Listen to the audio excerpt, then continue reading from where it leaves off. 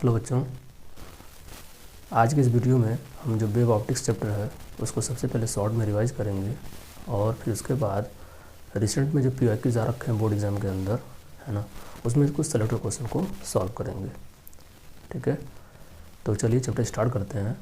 और इसमें इस चैप्टर में सबसे पहला जो कॉन्सेप्ट है वो है Heisenberg theory. According to Heisenberg theory, light is considered as mechanical wave. Light को हम लोग क्या मानते हैं? मैकेनिकल वेव मानते हैं। ठीक है, क्योंकि उस टाइम पे ये चीज़ प्रूफ नहीं होता कि लाइट एक इलेक्ट्रोमैग्नेटिक वेव है। ठीक है, तो ये एग्जाम के पॉइंट ऑफ व्यू से बहुत इंपॉर्टेंट पॉइंट है कि लाइट एक मैकेनिकल वेव है अकॉर्डिंग टू हाइजन थियरी।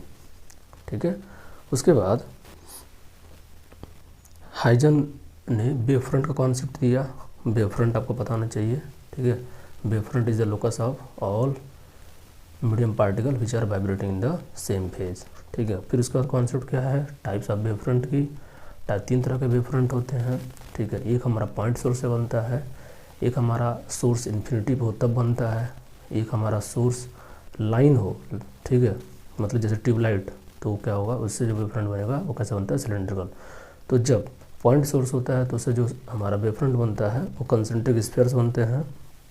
जब हमारा सोर्स इन्फिनिटी पे हो, बहुत दूर जैसे सन, ठीक है, तो सन से जो भी रेज आती हैं वो पैरेलल आती हैं, तो इसलिए जो वेव फ्रंट होता है उसके लिए प्लेन बनता है। तो जो सोर्स इन्फिनिटी पे होता है उसके लिए वेव फ्रंट प्लेन बनता है। जो सोर्स पॉइंट होता है उसके लिए वेव फ्रंट क्या बनता है? कंसेंट्रिक स्फीयर्स बनते हैं, और उसमें पैरेलल प्लेन्स बनेंगे। ठीक है, इन्फिनिटी पे सोर्स होगा। और थर्ड वन, अगर हमारा लाइन चार्ज है, सॉरी लाइन चार्ज नहीं, लाइन सोर्स। ठीक है, लाइन चार्ज होता है तो आपको वो इक्विपोटेंशियल सरफेस के केस में कैसे बनता है? सिलेंड्रिकल इक्विपोटेंशियल सरफेस बनता है। तो यहाँ पे क्या बनता है? सिलेंड्रिकल वेव फ्रंट बनता है ना। तो अगर हमारा लाइन सोर्स होगा तो सिलेंड्रिकल वेव फ्रंट बनेगा। ये बात आपको ध्यान में रखना है। ठीक है, उसके बाद है हाइजन प्रिंसिपल। तो हाइजन प्रिंसिपल के अंदर कुछ पॉइंट्स हैं जिनको आपको ध्यान में रखना है। पहला पॉइंट क्या है कि the direction of wave front is always perpendicular to the rays. ठीक है, sorry, the direction of wave propagation is always perpendicular to the wave front, है ना। तो जैसे इक्विपोटेंशियल सरफेस में जो हमारा इलेक्ट्रिक फील्ड होता है वो इक्विपोटेंशियल सरफेस के परपेंडिकुलर होता है, सिमिलरली जो हमारा वेव फ्रंट होता है वो इनकमिंग रेज के परपेंडिकुलर होता है। ठीक है, बात आपको ध्यान रखना है। दूसरा जो स्टेटमेंट इंपॉर्टेंट है, ठीक है, इसके अंदर वो है कि each point, not each wave, each point of the wave front acts as a secondary disturbance and that secondary disturbance is known as wavelet, और सेकेंडरी वेवलेट्स बोलते हैं। क्या बोलते हैं इसको हम लोग? सेकेंडरी वेवलेट्स बोलते हैं। This wavelets again create wave fronts. ठीक है, जो वो हमारे पॉइंट सोर्स होते हैं, जो सेकेंडरी डिस्टर्बेंस हैं, जो सेकेंडरी वेवलेट्स हैं, वो अगेन क्या करते हैं? आपका वेव फ्रंट क्रिएट करते हैं। ठीक है, बट वो जो वेव फ्रंट हैं बहुत स्मॉल होते हैं, तो उनको ज्वाइन करने पे हमको, उनके कॉमन टेंजेंट को ज्वाइन करने पे क्या मिलता है? हमको एक न्यू वेव फ्रंट मिल जाता है। जो थर्ड हमारा स्टेटमेंट है वो यही है, if you join all the common tangents of that tiny wavelets we will get a new wave front. ठीक है, आफ्टर टी टाइम। तो ये बात को ध्यान रखना है कि टी टाइम बाद हमको अगेन क्या मिल जाएगा? एक न्यू वेव फ्रंट मिल जाएगा। ठीक है, तीसरा पॉइंट आपको बोल दिया मैंने कि इन सारे वेव फ्रंट का जो कॉमन पॉइंट्स है उनको ज्वाइन करेंगे तो क्या मिलेगा? जो हमारे, जैसे मान लीजिए क्या है हमारा, ये हमारा वेव फ्रंट है। ठीक है, तो अब ये जो पॉइंट्स हैं वो क्या कनेक्ट करेंगे as a secondary so disturbance या सेकेंडरी वेवलेट्स। तो ये क्या बनाएंगे? ये वेवलेट्स जो बनाएंगे, है ना, ये जो वेवलेट्स बनाएंगे ये इनका कॉमन टेंजेंट को ज्वाइन करेंगे, एक नया वेव फ्रंट मिल जाएगा। ठीक है, तो ये बात को ध्यान रखना है। और चौथा चीज़ उन्होंने बोला कि बैकवर्ड डायरेक्शन में जो वेव की, वेवलेट्स की जो इंटेंसिटी है उसको हम जीरो मानते हैं। ठीक है, हम ये मानते हैं कि बैकवर्ड डायरेक्शन वेव ट्रैवल ही नहीं करता है। ठीक है, तो ये 4 पॉइंट्स इनको आपको ध्यान में रखना है। अब अगेन इसमें और क्या इंपॉर्टेंट है, आपको वेव फ्रंट दे देगा और बोलेगा ऑप्टिकल इंस्ट्रूमेंट से रिफ्रैक्ट कराने के लिए। जैसे लेंस से अगर वेव फ्रंट रिफ्रैक्ट हो रहा है तो कैसा बनेगा? मतलब इंसिडेंट वेव फ्रंट अगर प्लेन है तो रिफ्रैक्टेड वेव फ्रंट कैसा बनेगा? ठीक है, वो सारी चीज़ आपको ध्यान में रखनी है। तो लेंस के केस में अगर हमारा वेव फ्रंट क्या है? प्लेन है ना, तो जो हमारा रिफ्रैक्टेड वेव फ्रंट होगा वो कैसा बनता है? हमारा जो है कॉनकेव बनता है। कैसा बनता है? कॉनकेव। ठीक है, मतलब कुछ कर्व्ड शेप का बनता है, आपको ध्यान में रखना है। सेम कहानी किसके अंदर है? हमारा कॉनकेव लेंस के अंदर भी है, मिरर के अंदर है, प्रिज्म के अंदर क्या होगा? अगर प्लेन वेव फ्रंट देंगे तो प्लेन वेव फ्रंट मिलेगा और टिल्टेड वेव फ्रंट मिलता है। क्या मिलता है? Tilted wave front. हमारे नोट्स में सारी चीज़ें हैं, एक बार उसको पढ़िएगा आप, ठीक है, तो आपको समझ में आएगा। तो रिवाइज करना है उसको, पढ़ना क्या है। अब इसके बाद नेक्स्ट है proof of laws of reflection and laws of refraction, ठीक है। तो लॉज ऑफ रिफ्लेक्शन को प्रूफ करना है, मतलब I = R प्रूफ करना है, तो उसका पूरा डेरिवेशन आपको कर लेना है, ठीक है। और यूजिंग हाइजन प्रिंसिपल डायग्राम कैसे बनता है, डायग्राम को बहुत क्लियरली क्या करना है, ड्रॉ करना है, क्लियर। उसके बाद से रिफ्रैक्शन को प्रूफ करना बोलेगा या फिर बोलेगा स्नेल्स लॉ को प्रूफ कीजिए। अब स्नेल्स लॉ में भी दो कहानी है, लाइट रे रेयर टू डेंसर आ रहा है, डेंसर टू रेयर आ रहा है। रेयर टू डेंसर जाएगा तो अलग डायग्राम बनेगा, और जब डेंसर टू रेयर जाएगा तो अलग डायग्राम बनेगा, ठीक है। तो दोनों ही केस में क्या करता है, कई बार स्पेसिफाई कर देता है एग्जाम में कि आपको क्या करना है, उसको प्रूफ करना है, ठीक है। Rare to denser, denser to rare, दोनों ही जो है मेरे नोट्स में होगा, नहीं होगा तो बुक में होगा, उसको देखिएगा एक बार, है ना, कॉपी में होगा, उसको फॉलो कीजिएगा। उसको देखिए नेक्स्ट जो कॉन्सेप्ट इसके अंदर वो है interference of wave. Interference of wave का मतलब होता है सुपरपोजिशन। क्या होता है? सुपरपोजिशन ऑफ टू वेव्स, ठीक है। तो अगर हमारे पास दो वेव हैं ना, फॉर एग्जांपल मान लीजिए हमारे पास एक वेव है y1 a1 sine omega T plus kx1, ठीक है, और एक वेव y2 है a2 sine omega T plus kx2, है ना। तो जब दोनों को हम क्या करते हैं, सुपर इम्पोज करते हैं, मतलब कि जब दोनों को हम ऐड करते हैं तो जो वेव हमारा वाई नेट मिलता है वो क्या होता है, हमारा y1 प्लस y2, ठीक है, सॉरी y1 प्लस y2। तो इसके लिए करते क्या आप लोग, सबसे पहले एम्पलीट्यूड को ऐड करते हैं, तो जो हमारा नेट एम्पलीट्यूड होता है AR² वो मिल जाता है A1² A2² plus 2A1 A2 cos delta phi. अब यहाँ पे कॉस डेल्टा फाई क्या है, जो ये डेल्टा फाई को बोलते हैं फेज डिफरेंस। ये हमारा क्या है, फेज, ठीक है। लेट दिस इज φ1 और ये हमारा क्या है, φ2, ठीक है। तो φ2 माइनस φ1 को क्या बोलते हैं, डेल्टा फाई। और ऐसा देखा गया है ये क्या होता है 2π/λ इंटू डेल्टा एक्स। तो शॉर्ट में क्या फार्मूला याद रखना है कि जो डेल्टा फाई होता है वो क्या होता है 2π टाइम्स डेल्टा एक्स, ठीक है। ये बात आपको ध्यान में रखना है, बहुत इंपॉर्टेंट रिलेशन है, ठीक है, 2π/λ डेल्टा एक्स। या फिर अगर हम डेल्टा एक्स लिखना चाहें तो क्या लिख सकते हैं कि λ/2π इंटू डेल्टा फाई, ठीक है। एक ही बात है, दोनों को मैंने अलग तरीके से लिख दिया, तो ये बात आपको ध्यान में रखना है। फिर यहाँ पे देखिए जब इन दो वेव को ऐड करते हैं ना, ठीक है, तो जो रिजल्टेंट वेव आता है उसका फेज जो है या तो इस वाले वेव से थीटा ज़्यादा हो जाएगा या इस वाले वेव से थीटा कम हो जाएगा, ठीक है। तो मैं मान लेता हूँ कि इस वाले वेव से थीटा ज़्यादा हो गया, तो अगर मैं वाई नेट लिखना चाहूँ, क्या लिखना चाहूँ, वाई नेट। तो अगर मैं वाई नेट लिखना चाहूँ तो वाई नेट कैसे लिखूँगा, रिजल्टेंट एम्पलीट्यूड यहाँ लिख चुके हैं, ठीक है। इसका रूट ले लेंगे तो AR हो जाएगा, जब रूट लेंगे तो ये पूरा आ जाएगा और यहाँ से ये हट जाएगा, ठीक है। तो AR लिख लिया। फिर साइन पहले वाले वेव पर हम बात कर रहे हैं तो ओमेगा टी प्लस kx1 और प्लस थीटा। अच्छा एक चीज़ और यहाँ पर नोट करना है जो मैंने बताया कि यहाँ पे देखेंगे ओमेगा टी सेम लिया हुआ है, ठीक है। ओमेगा होता है हमारी फ्रीक्वेंसी, क्या होती है, फ्रीक्वेंसी। और जो भी हम इस सुपरपोजिशन कर रहे हैं, इंटरफेरेंस कर रहे हैं, वो करते हैं कोहेरेंट वेव्स के लिए। किसके करते हैं, कोहेरेंट वेव। और वेव कोहेरेंट तब होता है जब हमारा फ्रीक्वेंसी क्या होता है, सेम, ठीक है। हमारा वेव कोहेरेंट कब होता है, जब फ्रीक्वेंसी क्या होती है, सेम, या फिर टाइम के साथ इन दोनों का जो फेज डिफरेंस है वो क्या बना रहा है, कांस्टेंट रहे। तो टाइम के साथ जो इन दोनों का फेज डिफरेंस है वो क्या बना रहा है, कांस्टेंट फेज डिफरेंस रहे, वो चेंज ना हो, तो उसको बोलते हैं कोहेरेंट सोर्स, ठीक है। तो ध्यान रखना है, सिंपल सा डेफिनेशन याद रखो, फ्रीक्वेंसी कांस्टेंट रहेगी तो क्या होगा, हमारा जो है जो सोर्स होगा वो कोहेरेंट होगा। या दूसरी बात ऐसे बोल सकते हो, इन दोनों का जो फेज डिफरेंस है टाइम के साथ क्या हो, इंडिपेंडेंट हो। तो अगर आप देख सकते हैं जो फेज डिफरेंस है इसमें कहीं भी टाइम नहीं आ रहा है, ठीक है, इसमें कहीं भी टाइम का रोल नहीं आ रहा, आप देख सकते हो, ठीक है। तो इसका मतलब ये जो भी हम सुपरपोजिशन किया किसके लिए किया है, कोहेरेंट सोर्स के लिए किया है, ठीक है। तो ये बातों को ध्यान में रखना है। थीटा निकालने के लिए क्या कर सकते हैं, थीटा यहाँ पे अगर मुझे थीटा निकालना हो, ठीक है, तो tan थीटा निकाल लेते हैं हम लोग, क्या निकाल लेते हैं, tan थीटा।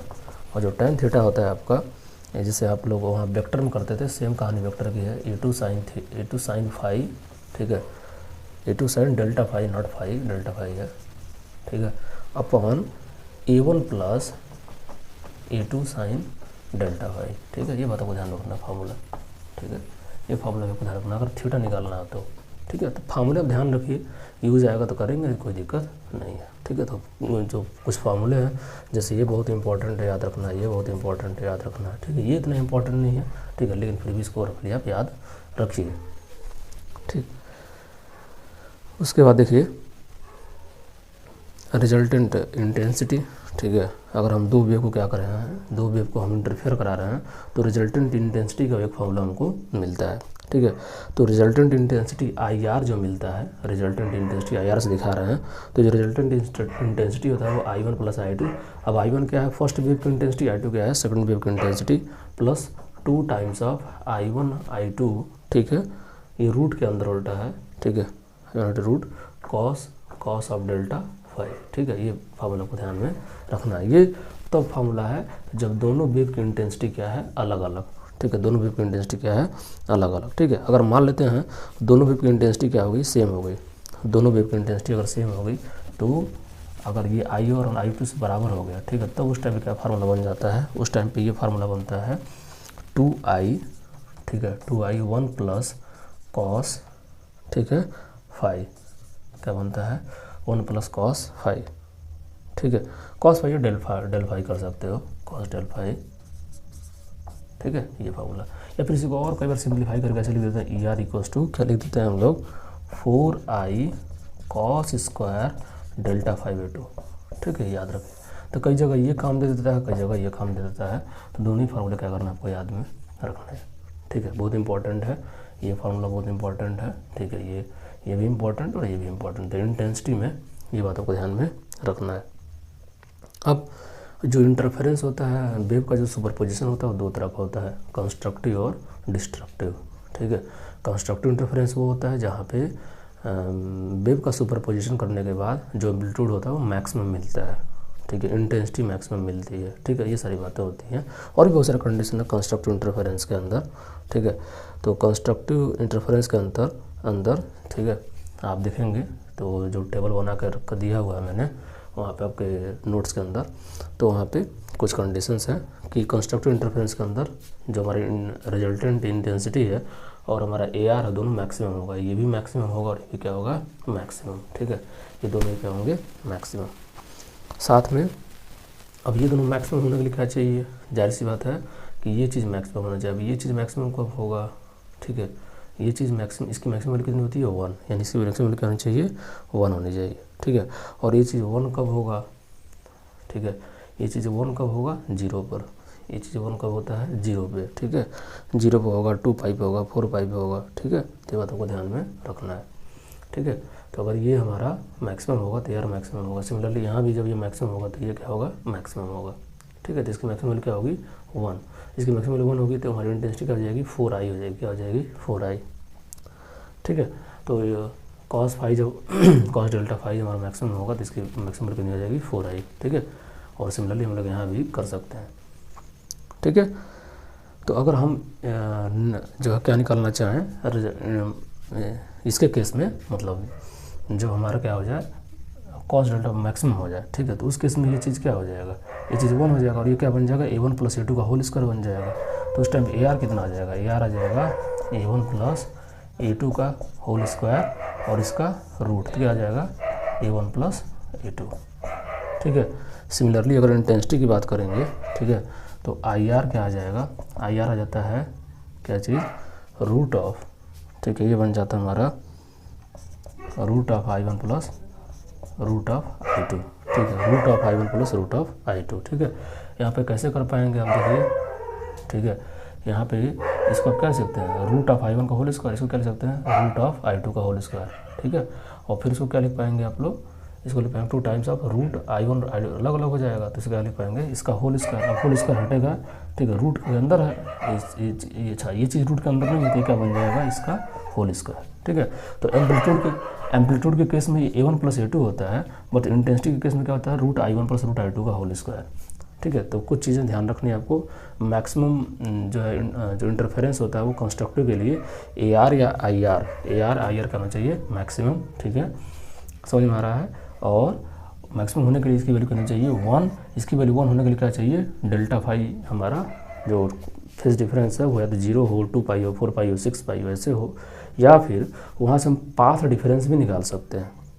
तो पाथ डिफरेंस में जब 0 पुट करोगे, ठीक है, तो जब इसकी जगह पे 0 पुट करोगे, ठीक है, तो क्या मिल जाएगा, तुम देख सकते हो 0 मिल जाएगा, ठीक है। तो मैक्सिमम के लिए कहानी ध्यान रखना है कि मैक्सिमम के लिए जो डेल्टा एक्स होता है वो तो 0 होगा, ठीक है, या तो लेमडा होगा या 2 लेमडा होगा या क्या होगा आपका 3 लेमडा होगा, ये डॉट डॉट क्या होता है n लेमडा, ठीक है। ये मैक्सिमम के लिए कहानी है, किसके लिए है, मैक्सिमम के लिए।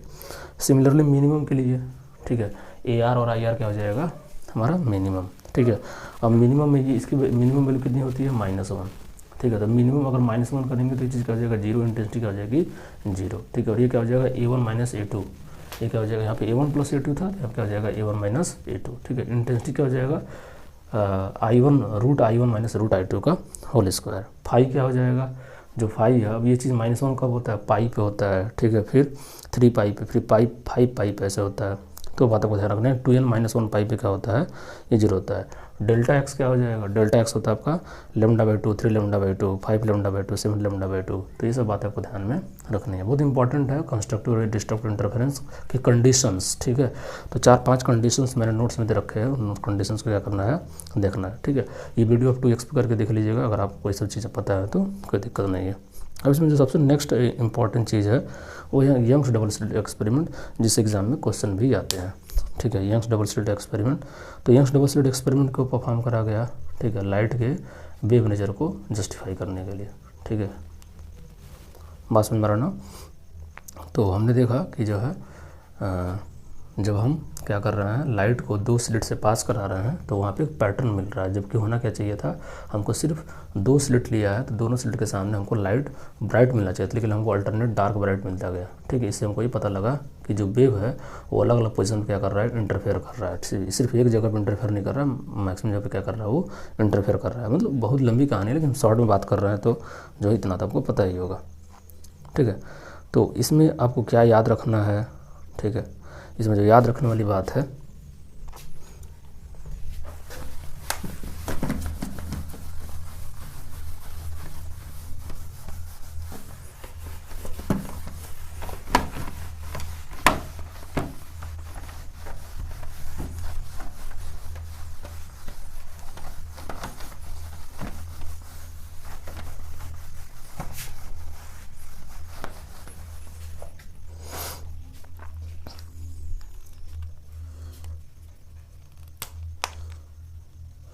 तो इसमें जो याद रखने वाली बात है कि ये हमारा जो ये स्क्रीन होता है, ठीक है, सॉरी ये स्क्रीन होता है हमारा, और ये 2 स्लिट होते हैं S1 और S2।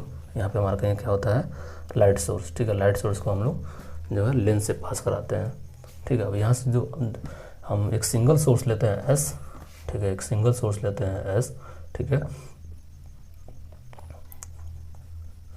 सिंगल सोर्स लेते हैं S, और यहाँ से यहाँ तक का जो डिस्टेंस होता है वो कैपिटल S होता है, क्या होता है, कैपिटल S। अभी ये यहाँ से ये जो सिंगल सोर्स था वो 2 सोर्स में डिवाइड हो जाता है, फिर वो इंटरफेयर करता है, ठीक है। और ये जो डिस्टेंस होता है वो कैपिटल D होता है, ठीक है। ये जो डिस्टेंस होता है स्मॉल d होता है, ठीक है। और लाइट की वेवलेंथ क्या होती है, लैम्डा। तो इंटरफेरेंस होने के लिए कुछ कंडीशंस हैं। पहली कंडीशन ये है कि S/S, ठीक है, स्मॉल है, स्मॉल S क्या है, लाइट सोर्स की जो है साइज, ठीक है, that should be less than, ठीक है, λ/d, ठीक है। ये कंडीशन इस फॉलो होना चाहिए किसके लिए, इंटरफेरेंस के लिए। तो ये कंडीशन बहुत इंपॉर्टेंट है, आपको ध्यान में रखना है, ठीक है। और यहाँ पे हमारा कैपिटल D होता है, ठीक है। कैपिटल D जो है स्मॉल d से क्या होता है, बहुत बड़ा होता है। यहाँ पे जो कैपिटल D लिखा है ना, ये इसी स्मॉल d से क्या होता है, बहुत बड़ा। तो ये कंडीशन तो ये हुई है, और ये मतलब ये कंडीशन ये है, 2 कंडीशन आपको ध्यान में रखना है। अब यहाँ पे हम लोग मैक्सिमा और मिनिमा की बात करते हैं, ठीक है। यहाँ पे हम लोग मैक्सिमा और मिनिमा की बात करते हैं। जब भी इंटरफेयर करते हैं तो एक सेंट्रल ब्राइट बनता है, सेंट्रल ब्राइट के बाद क्या बनता है हमारा, जो अल्टरनेट डार्क एंड ब्राइट, नीचे भी अल्टरनेट डार्क एंड ब्राइट बनते हैं। तो उनका पोजीशन, अब 2 तरह से पोजीशन निकालते हैं एंगुलर पोजीशन, क्या बात करते हैं हम लोग, एंगुलर पोजीशन, ठीक है। तो एंगुलर पोजीशन निकालते हैं, और एक निकालते हैं हम लोग लीनियर पोजीशन, ठीक है।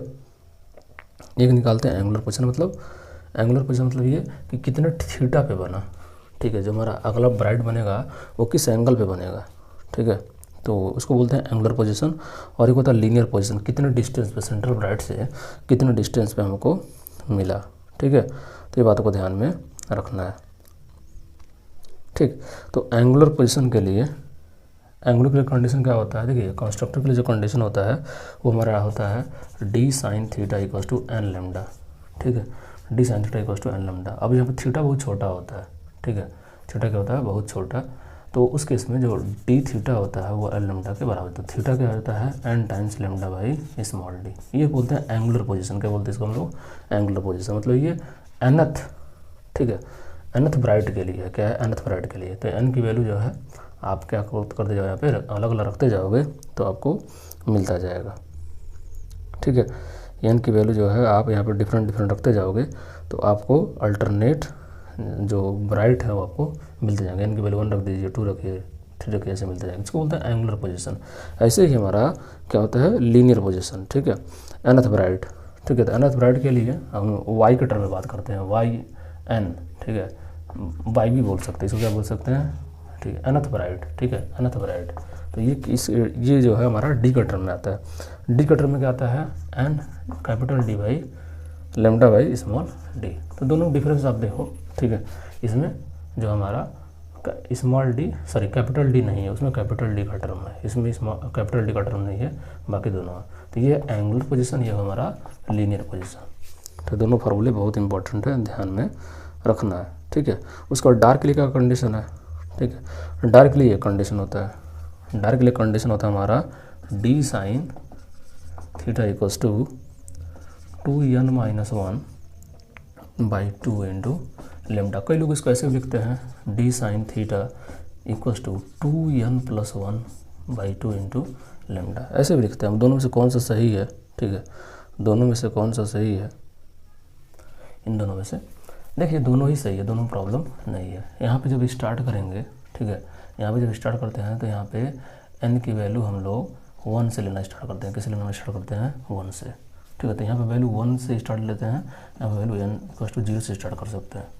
ठीक है, यहाँ पे 0 स्टार्ट करेंगे, यहाँ पे 0 स्टार्ट करेंगे तो जो वैल्यू इसका आएगा वही वैल्यू, मतलब यहाँ पे 1 लेंगे और यहाँ पे 0 लेंगे तो दोनों वैल्यू क्या आ जाएगी, सेम आ जाएगी। ठीक है, तो ये ध्यान रखना, जब ये फार्मूला यूज़ करना तो n 1 से स्टार्ट करना है, ये फार्मूला यूज़ करना है तो n = 0 से स्टार्ट करना है। ठीक है, जैसे मान लीजिए हम बात कर रहे हैं nth डार्क का। ठीक है, तो मैं मान लीजिए थर्ड डार्क की बात कर रहा हूँ, जब इसमें थर्ड डार्क की बात करना है, जिसमें जब थर्ड डार्क की बात करेंगे तो n की वैल्यू 2 आएगी। ठीक है, n की वैल्यू क्या आएगी, 2। यहाँ पे जब जो थर्ड डार्क की बात करेंगे तो n की वैल्यू क्या आएगी, 3 आएगी। ठीक है, शायद आपको समझ में आ गया होगा। तो ऐसे एंगुलर पोजीशन अगर निकालना है तो क्या कर सकते हैं, देखिए हम लोग थीटा बोल सकते हैं, बहुत छोटा है तो वहाँ से जो थीटा आ जाएगा, है ना, थीटा की वैल्यू आ जाएगी 2n - 1/2 इंटू लेमडा। ये फॉर्मूला ध्यान रखिए। ठीक है, ये ध्यान रखने से फ़ायदा क्या है, मैं इसको रिकमेंड नहीं करूँगा, मैं इसी को रिकमेंड करूँगा। इसलिए बोलूँगा कि यहाँ पे n = 1 जब रखेंगे, है ना, तो आपको क्या मिल जाएगा, जो है फर्स्ट, यानी यहाँ पे अगर थर्ड डार्क आया है, यहाँ पे तो n की वैल्यू 3 आएगी, फोर्थ डार्क आएगा 4 आएगा, तो कन्फ्यूजन नहीं होगा। यहाँ पे थोड़ा कन्फ्यूजन हो जाता है, इसलिए मैं आपको यही फार्मूला रिकमेंड करूँगा। ठीक है, 2n - 1/2 इंटू लेमडा। ठीक है, नीचे डी भी आएगा, सॉरी नीचे क्या आएगा, डी भी आएगा, क्योंकि यहाँ से ये डी नीचे आ जाएगा। ठीक है, तो ये फार्मूला है एंगुलर पोजीशन के लिए, किसके लिए, एंगुलर पोजीशन के लिए। ठीक, ऐसे ही हमारा लीनियर पोजीशन के लिए क्या फार्मूला बन जाएगा, लीनियर पोजीशन का फार्मूला वाई से दिखाएंगे तो वाई लिखेंगे वाई एन डी, इसको भी वाई थीटा एन डी लिखेंगे, तो क्या जाएगा 2n - 1 D lambda by 2d। ठीक है, ये फार्मूला है, ध्यान रखना है, 2n - 1 D lambda by 2d। ठीक, और क्या फार्मूला आता है इसके अंदर, उसके बाद आता है फ्रिंज विड्थ का, क्या फार्मूला आता है, फ्रिंज विड्थ। तो फ्रिंज विड्थ क्या होता है हमारा, ठीक है, फ्रिंज विड्थ को हम बीटा से दिखाते हैं, जो क्या होता है डी लेमडा बाई डी होता है। अब ये ध्यान रखना है कि इंटरफेरेंस के अंदर जो बीटा होता है सेम होता है, जो बीटा होता है क्या होता है, सेम सारा, यानी जो डार्क और ब्राइट जो फ्रिंज बन रहा है उनका जो फ्रिंज विड्थ है सबके लिए सेम होता है। डिफ्रैक्शन में ऐसा नहीं होता, डिफ्रैक्शन में सेंट्रल ब्राइट का डबल होता है, बाकी सबका हाफ होता है। क्या होता है, बाकी सबका हाफ। तो ये बातों को ध्यान में रखना है। ठीक है, तो ये जो लेंथ बीटा लिख रहे हैं आप, जो बीटा लिख रहे हैं डार्क के लिए भी इतना ही है और ब्राइट के लिए भी इतना ही है। ठीक है, डार्क के लिए भी इतना ही है और ब्राइट के लिए भी इतना ही है, बातों को ध्यान में रखना है। अब यहाँ पे इंटेंसिटी का ग्राफ ड्रॉ करते हैं, इंटेंसिटी वर्सेस पाथ डिफरेंस का। तो इंटेंसिटी वर्सेस पाथ डिफरेंस का जो ग्राफ है वो हमारा कुछ ऐसा बनता है, ठीक है। ये ग्राफ जो है कुछ ऐसा बनता है, ठीक है। ये जो ग्राफ हमारा कुछ ऐसा बनता जाता है, ठीक है। इधर भी ये ग्राफ जो ऐसा बनता है। तो ध्यान रखना है कि ये हमारा 0 होता है, ये λ/2 होता है, ठीक है। फिर ये लैम्डा होता है, फिर ये क्या होता है आपका 3 λ/2 होता है, ठीक है। तो ये सब डार्क दिखा रहा है, क्या दिखा रहा है? डार्क। यहाँ पे डार्क बनेगा, क्या बनेगा? इंटेंसिटी 0 होगी, यानी ये इंटेंसिटी वर्सेस किसका ग्राफ है? पाथ डिफरेंस का, ठीक है। इंटेंसिटी वर्सेस पाथ डिफरेंस का।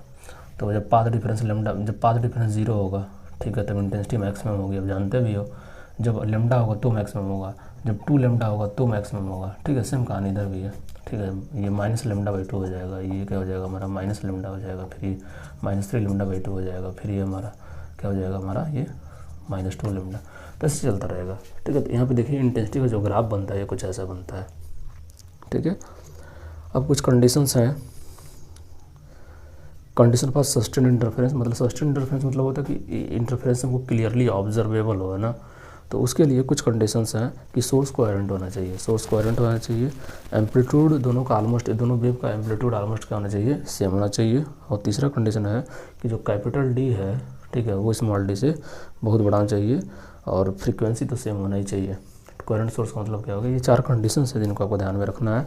और एक और कंडीशन ये मैंने आपको बोला ही, ये भी कंडीशन हिडन है, ये कंडीशन आपको ध्यान में रखना है, जहाँ पे स्मॉल एस क्या है? Source size of the source, है ना। कैपिटल एस क्या है? बता ही दिया, सोर्स से स्क्रीन तक का डिस्टेंस, और ये सोर्स से स्लिट तक का डिस्टेंस, ठीक है। और लैम्डा लाइट की वेवलेंथ, और डी क्या है? ये हमारा स्लिट विड्थ है, ठीक है, मतलब ये जो दोनों स्लिट के बीच का डिस्टेंस है, तो ये आपको ध्यान में आपको रखना है, ठीक है। अच्छा, यहाँ पे एक क्वेश्चन आता है कि अगर हम लोग यहाँ पे जो भी एक्सपेरिमेंट करते हैं हम लोग मोनोक्रोमेटिक लाइट से करते हैं। किसे करते हैं? मोनोक्रोमेटिक लाइट से, ठीक है। अगर हम वाइट लाइट ले लेंगे तो हमको जो हमारा ये इंटरफेरेंस पैटर्न है वो सब मर्ज हो जाएगा, क्या हो जाएगा? मर्ज, ठीक है। इंटरफेरेंस पैटर्न क्या हो जाता है? ब्लर हो जाता है, हम क्लियरली ऑब्जर्व नहीं कर पाते हैं। तो हमारा क्या होता है? वाइट लाइट के अंदर सबका ब्राइट, हर कलर का ब्राइट बनेगा, हर कलर का डार्क बनेगा, तो हर कलर का ब्राइट क्या हो जाएगा? मिक्सअप होकर के, ठीक है, वो हमको कुछ पैटर्न दिखेगा नहीं, ठीक है। तो वाइट के केस में ये सब थोड़ा गड़बड़ हो जाता है, कहानी बहुत लंबी कहानी है उसकी, ठीक है। तो इन शॉर्ट आप ये बोलेंगे कि अगर वाइट लाइट यूज़ करेंगे तो हमको जो कलर है ओवरलैप कर जाएंगे, और जब कलर ओवरलैप कर जाएगा तो हमको क्लियरली इंटरफेरेंस पैटर्न ऑब्जर्व नहीं होगा, ठीक है। तो ये बात आपको ध्यान में रखना है। इसके बाद डिफ्रैक्शन, ठीक है।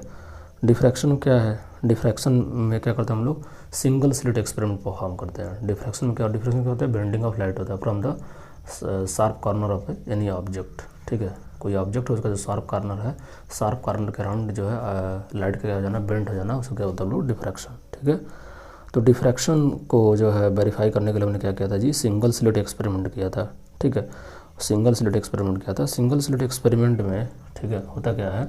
कहानी सब यही है, वहाँ भी इंटरफेरेंस पैटर्न देखने को मिलता है, सॉरी वहाँ भी डार्क ब्राइट देखने को मिलता है, ठीक है। बट वहाँ पे क्या होता है ना, एक सेंट्रल ब्राइट बनता है, और सेंट्रल ब्राइट का जो विड्थ होता है बाकी से क्या होता है? हमारा डबल होता है, ठीक है। बाकी से क्या होता है? डबल, ठीक है। और यहाँ पे क्या होती है? इंटेंसिटी डाउन होती चली जाती है। यहाँ पे इंटरफेरेंस में क्या होता है? इंटेंसिटी सेम होती है, मतलब यहाँ पे जितना डार्क ब्राइट बनेगा, यहाँ जितना डार्क ब्राइट बनेगा, सबकी इंटेंसिटी सेम होती है। बट डिफ्रैक्शन के अंदर जो पैटर्न देखने को मिलता है, उस पैटर्न में सेंट्रल ब्राइट का इंटेंसिटी तो मैक्सिमम होता है, बाद में जो है आप जाएंगे तो सबकी इंटेंसिटी क्या होती जाएगी? डिक्रीज होती चली जाती है। यानी जो ग्राफ होता है वो कैसा बनता है? अगर मैं यहाँ पर ग्राफ बना कर दिखाऊँ तो ग्राफ हमारा कुछ ऐसा बनता है, ऐसा, ठीक है। जो इधर जैसा इधर बनाया ना वैसा इधर भी बनाना है, ठीक है। मतलब जो इंटेंसिटी है वो कॉन्टिन्यूसली क्या होती चली जाएगी? डिक्रीज होती चली जाएगी। तो ऐसा ग्राफ बनता है किसके अंदर? डिफ्रैक्शन के अंदर, ठीक है।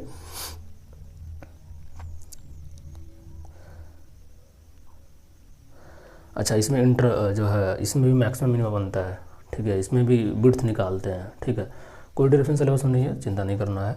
तो बस फॉर्मूला ध्यान रखना है, फॉर्मूला को अप्लाई कैसे करना है वो आपको ध्यान में रखना है, ठीक है।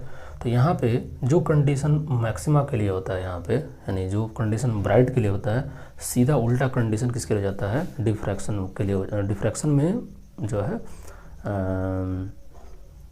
डार्क के लिए हो जाएगा, जो यहाँ ब्राइट के लिए होगा वहाँ पे डार्क हो जाएगा डिफ्रैक्शन में। बस छोटा सा डिफरेंस ये है, ठीक है, कि यहाँ पे जो डार्क होता है, डार्क में देखिए n = 1 रखेंगे तो क्या मिलेगा?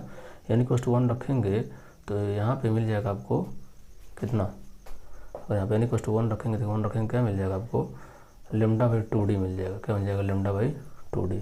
ठीक है, λ/2d, ये λ/2d जो है एक्सेप्टेबल नहीं होता कहाँ पे, डिफ्रैक्शन में। डिफ्रैक्शन में अलाउड होता है 3λ/2d। ठीक है, मतलब जब यहाँ पे n इक्वल टू 2 होगा तो वहाँ पे ये वैलिड होता है। ठीक है, मतलब वहाँ पे जो हमारा डार्क होता है ना, जब फर्स्ट डार्क होता है n इक्वल टू 2 पे मिलता है। ठीक है, जब फर्स्ट डार्क होता है वो कहाँ मिलता है, n इक्वल टू 2 पे। n इक्वल टू 1 पे डार्क वहाँ पे मिलता ही नहीं है। ठीक है, तो n इक्वल टू 2 पे हमको डार्क मिलता है। n इक्वल टू रखेंगे क्या हो जाएगा, 3λ/2d। तो ध्यान रखना, बस इतना सा डिफरेंस है। बाकी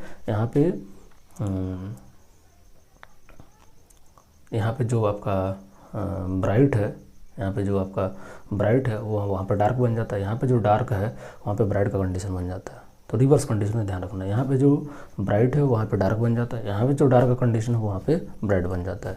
ठीक है, बस इतना सा डिफरेंस है डिफ्रैक्शन और उसमें क्या नाम है, बहुत कुछ है। ठीक है, एक दिन में या फिर 1 घंटे में, आधे घंटे में कितना पढ़ाएंगे। ठीक है, बस यहाँ पे रिवीजन कर रहे हैं, पढ़ा नहीं रहा। ठीक है, अब वहाँ पे जो स्लिट विड्थ था उसको ए से दिखाते हैं, ध्यान रखना होता है। और यहाँ पे डी से दिखा रहे हैं ना, यहाँ पे कैसे दिखाते हैं, ये पूरा स्लिट होता है, इसको ए से दिखाते हैं। तो जहाँ जहाँ इस फार्मूले में आप डी यूज़ कर रहे हो ना वहाँ पे ए यूज़ करोगे, जहाँ जहाँ यहाँ पे डी यूज़ कर रहे हो उन फार्मूले में ए यूज़ करोगे। ये बातों को ध्यान में रखना है। अब इसमें कंपेरिजन पूछ देता है कि YDSC में और सिंगल स्लिट में क्या डिफरेंस है। ठीक है, तो जो YDSC है इसके अंदर जो हमारा इंटरफेरेंस होता है वो 2 इनकमिंग कोहेरेंट वेव की वजह से होता है। ठीक है, जबकि सिंगल स्लिट जो एक्सपेरिमेंट है ना वो हमारा डिफरेंट बहुत सारे वेवलेट्स की वजह से होता है। ये पूरा वेव आ रहा है, अब इसमें बहुत सारे वेवलेट्स हैं, उन सारे वेवलेट की वजह से यहाँ पे जो सुपरपोजिशन होता है उसको क्या बोलते हैं हम लोग, डिफ्रैक्शन बोलते हैं। ठीक है, यहाँ पे सेंट्रल विड्थ क्या होता है, सेंट्रल फ्रिंज विड्थ जो है बाकी फ्रिंज से क्या होता है, डबल होता है। ठीक है, यहाँ पे इंटेंसिटी ब्राइट की डिक्रीज होती चली जाती है जैसे जैसे हम दूर जाते हैं। भाई डार्क की तो इंटेंसिटी क्या, डार्क का तो इंटेंसिटी हमेशा 0 होता है। जो भी इंटेंसिटी की बात करेंगे तो ब्राइट की बात करेंगे, कॉमन सेंस हम लोग को यूज़ करना है ना। और जबकि हमारा इंटरफेरेंस में जो सबकी इंटेंसिटी होती है क्या होती है, सेम होती है। ठीक है, तो एक बार ये नोट्स रिवाइज करिएगा, नोट्स वगैरह पूरा जो मैंने बोला है, और उसके बाद आपको चीज़ें और क्लियर हो जाएंगी। ठीक है, जो खास चीज़ें थे मैंने आपको बता दिया कि यहाँ पे जो ब्राइट कंडीशन है वहाँ पे डार्क बन जाएगा, यहाँ पे जो डार्क है वहाँ पे ब्राइट बन जाएगा। लेकिन वहाँ पे जो ब्राइट स्टार्ट होता है कहाँ से स्टार्ट होता है, आपका 3λ/2d से। ठीक है, अब थोड़ा कुछ क्वेश्चन वगैरह सॉल्व कर लेते हैं जो PYQs आ रखे हैं बोर्ड एग्जाम के अंदर, उसको हम लोग सॉल्व कर लेते हैं।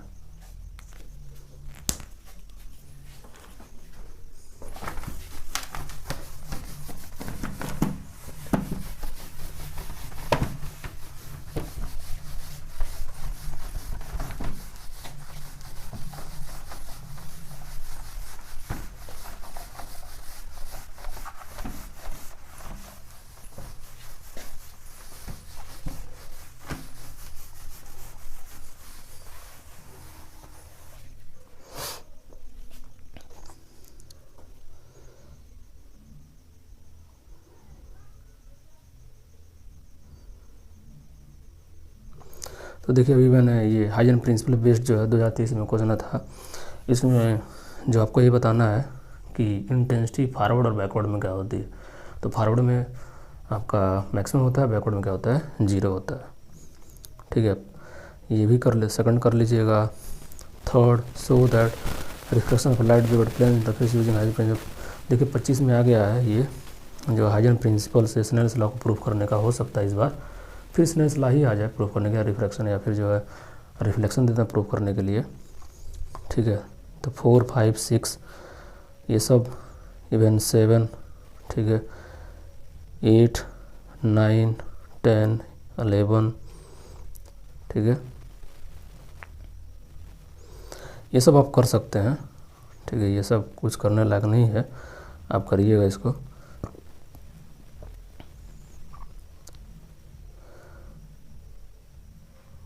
ठीक है, 13, 14, 15, ठीक है, ये सब करिएगा, अभी ये करने वाला नहीं है। 16 देखिए यहाँ पे ये क्वेश्चन आया था 2025 में, रिसेंट में आया था।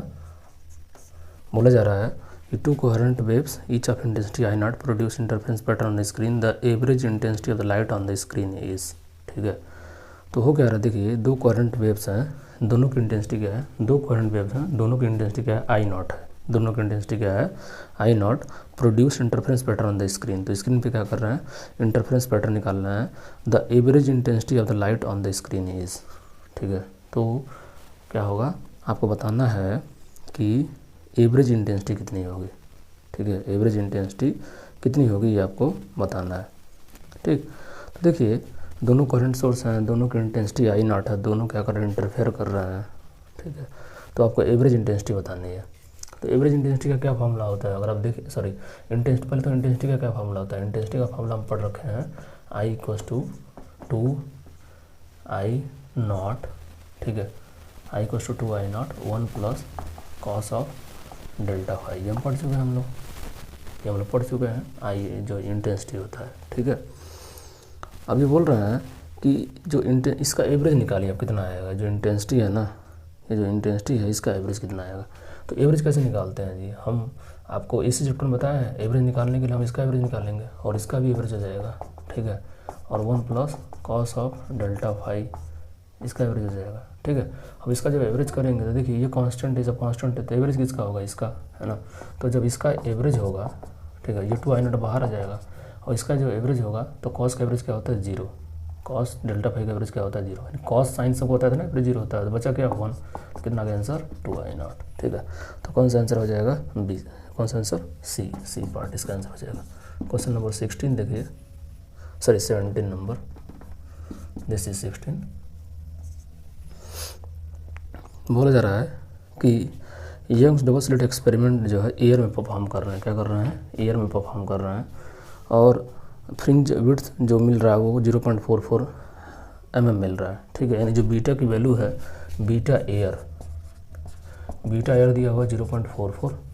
ठीक है, द फ्रिंज विड्थ, हाँ ठीक है, if entire setup is immersed in water, अब पूरे सेटअप को किस में डाल दिया, पानी में डाल दिया, the fringe width will B, ये 2025 में आया था क्वेश्चन, आप देख सकते हैं कितना आसान है, कितना टफ है। ठीक है, ये 2024 में क्वेश्चन आया था, उसको हम डिस्कस कर रहे हैं। ठीक है, तो पूरे सेटअप को किस में डाल दिया, पानी में डाल दिया, तो क्या फ़र्क पड़ेगा। ठीक है, पानी में डालने से क्या होगा, वेवलेंथ बीटा क्या होता है, बीटा होता है एन, बीटा क्या होता है हमारा एन, सॉरी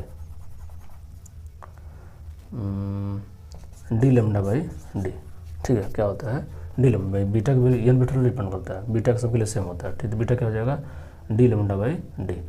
बस मेरा अब क्या करना है, वेवलेंथ का जो है, जैसे पानी में डालेंगे, बीटा एयर है, ठीक है, जैसे पानी में डालेंगे, ठीक है, तो क्या हो जाएगा, ये हम उसको बोल देते हैं लेमडा डैश हो जाएगा, क्या हो जाएगा, लेमडा डैश। ठीक है, हम देखिए जनरल फार्मूला आपके सामने निकाल रहे हैं, उसको ध्यान रखिए। तो हमको बीटा वाटर चाहिए, क्या चाहिए, बीटा वाटर। ठीक है, पानी में बोल रहा ना, the fringe width will B, तो फ्रिंज विड्थ पानी में चाहिए आपको। ठीक है, तो बस क्या करिए, इसको इक्वेशन नंबर 1 बोल दीजिए, इसको इक्वेशन नंबर 2 बोल दीजिए। ठीक, अच्छा एक और चीज़ है, अब देखिए यहाँ पे रिफ्रैक्टिव इंडेक्स दिया वाटर, क्यों दिया हुआ है वो समझिए। ठीक है, तो रिफ्रैक्टिव इंडेक्स और लाइट की वेलोसिटी में कुछ इस तरह का रिलेशन होता है। ठीक है, रिफ्रैक्टिव इंडेक्स और लाइट की वेलोसिटी इन एयर और लाइट की वेलोसिटी इन एनी मीडियम, ऐसे ये रिलेशन होता है। तो लेमडा में भी ये रिलेशन होता है, लेमडा में भी क्या होता है आपका, ये रिलेशन होता है। ठीक है, तो जो है जो लेमडा है, ठीक है, वो उसमें भी क्या होता है, ऐसा रिलेशन, मतलब वेलोसिटी का डायरेक्टली प्रोपोर्शनल होता है। ठीक है, तो अगर हम लिखना चाहें तो क्या लिख सकते हैं कि यहाँ पे जो, अगर हम इसको चाहें तो हम लोग लेमडा से रिप्लेस कर सकते हैं, लेमडा से क्या कर सकते हैं, रिप्लेस, है ना, मतलब जो वेलोसिटी है, वेलोसिटी की जगह क्या लिख देंगे हम लोग, सी लेमडा लिख देंगे, sorry C V equals to nu lambda, है ना, ये होता है। तो देखिए जो मतलब कहने का सेंस ये है कि वी जो है लेमडा के प्रोपोर्शनल होता है, तो वी की जगह पर हम लेमडा रिप्लेस कर सकते हैं। ठीक है, जैसे हम सी बाई वी एम लिख रहे हैं, वैसे हम लोग कह सकते हैं लेमडा बाई लेमडा डैश भी लिख सकते हैं, क्या लिख सकते हैं, लेमडा बाई लेमडा डैश। ठीक है, तो आप ये क्या कर सकते हैं, इसको ऐसे लिख सकते हैं, लेमडा बाई लेमडा डैश। तो लेमडा डैश क्या हो जाएगा, लेमडा बाई मी, क्या हो जाएगा, लेमडा बाई मी। ठीक है, तो अब जब इसको डिवाइड करेंगे, 1 को 2 को 1 से डिवाइड कर दीजिए, 2 को 1 से डिवाइड करेंगे तो beta water by beta air. ठीक है, तो क्या हो जाएगा, D lambda dash upon D upon, क्या हो जाएगा, D lambda upon D, D से डी गया, डी से डी गया, कितना आ गया, ये आ गया हमारा लेमडा डैश बाई लेमडा, ठीक है, कितना आ गया, लेमडा डैश बाई लेमडा आ गया, ठीक है। अब लेमडा डैश की वैल्यू कितनी है, देखिए लेमडा डैश की वैल्यू लेमडा बाई म्यू है, लेमडा डैश की जो वैल्यू है, ठीक है, वो क्या है, लेमडा बाई म्यू है। तो क्या कर देंगे आप, देखिए इसकी जगह पे क्या पुट करेंगे, lambda by mu upon lambda, ठीक है, ये पुट करेंगे आप। अब इसके डायमीटर में नहीं कुछ है तो 1 मान लीजिए, इसे मल्टीप्लाई हो जाएगा तो क्या हो जाएगा, लेमडा बाई लेमडा म्यू। अब लेमडा से लेमडा कैंसिल, कितना आ गया, म्यू आ गया, क्या आ गया आपका, म्यू, ठीक है। तो ये देखिए यही चीज़ इसके बराबर था, जैसे बीटा वाटर कितना हो जाएगा, बीटा वाटर हो जाएगा बीटा एयर बाई म्यू, ठीक है। तो बीटा एयर कितना दिया हुआ था, इतना 0.44, ठीक है, और बीटा म्यू क्या है आपका, सॉरी रिफ्रैक्टिव इंडेक्स क्या है, 4/3, तो ये 4/3 है, जब डिवाइड करेंगे तो क्या हो जाएगा आपका 3/4 हो जाएगा, ये हो जाएगा 0.11, हो जाएगा 0.33, ठीक है। तो आंसर क्या हो जाएगा इसका, आपका सी पार्ट, ठीक है। तो बस छोटा सा यहाँ पे आपको ध्यान रखना, अभी इसको आप याद कर लो, ठीक है। अब एक फार्मूला ड्राइव कर लिया ना, इसको याद कर लो। याद क्या करना है कि बीटा इन एनी मीडियम, ठीक है, beta in any medium is equal to beta in air upon refractive index, ये ध्यान रखिए।